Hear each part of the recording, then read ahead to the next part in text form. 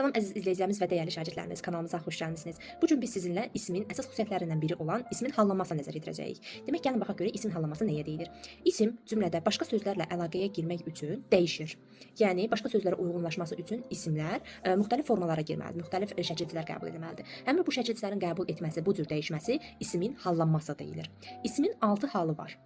Adlıq, yiyəlik, yönlük, təsirlik, yerlik və çıxışlıq. Bu halların hər birinin özünə aid şəkilçisi var. Ancaq adlıq halının şəkilçisi yoxdur. Gəlin baxaq. Adlıq halının şəkilçisi yoxdur. Yiyəlik halının şəkilçisi ın, in, un, ün. Yönlük halının şəkilçisi a, ə. Təsirlik halının şəkilçisi I, i, u, ü. Yerlik halının şəkilçisi da, də. Çıxışlıq halının şəkilçisi dan, dən. Bu halların hər birinin özünə aid sualları var.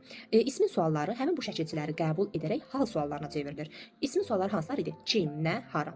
Adlıq halının sualı da şəkilçi qəbul etmədiyi üçün kim, nə, hara olur. Yiyəlik halının sualı kimin, nəyin, haranın. Yönlük halının sualı kimə, nəyə, haraya. Təsirlik hal kimi, nəyi, haranı. Yerlik hal kimdən, nədə, harada. Çıxışlıq hal kimdən, nədən və haradan suallarına cavab olur. Gəlin bir isim götürək və onu hallandıraq. Çanta. Adlıq halda çanta olduğu kimi qalır. Yiyəlik halda çantanın, yönlük halda çantaya, təsirlik halda çantanı, yerlik halda çantada, çıxışlıq halda çantadan formasında olur. Sonu q hərfi ilə bitən sözlər saitlə başına şəkilçilərini qəbul etdikdə q əvəzlənməsi baş verir. Sonu k samiti ilə bitən sözlər hallanarkən ç, y əvəzlənməsi baş verir.